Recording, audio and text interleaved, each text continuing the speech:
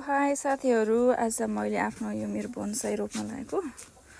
यो चाहिँ अब यसको डब्बा चेन्ज गरिदिन्छु मैले। आज नयाँ गमलामा जानेवाला छ यहाँ यसमा मैले बनाएकोमा। यत्रो भइसकेछ यो हेर्नु त।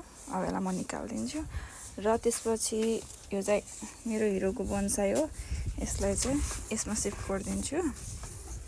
ओके गाइज, अब यसलाई मैले निकालेँ। यो चाहिँ लगभग 1 वर्षको भइसक्यो। यत्रो भएको छ। अब यो जान्छ यसमा। टडा। अब चाहिँ यो मेरो राजा हजुरको मैले बोनसाई यहाँ रोपिदिनु लाग्छु। यसको तलको यो जरा अलि लामो छ, यसलाई कटिङ गरेर रोपिदिन्छु। ओके गाइस, यो हो मेरो फाइनल लुक। हेर्नु त, मसँग अहिले तारहरू छैन, सो त्यसैले गर्दा मैले यसको यो हाँगाहरूलाई चाहिँ केही गराउन सकिनँ। अहिले चाहिँ यत्तिकै छ। हेर्नु त कस्तो लाग्यो कमेन्ट गरिदिनु होला है साथीहरू।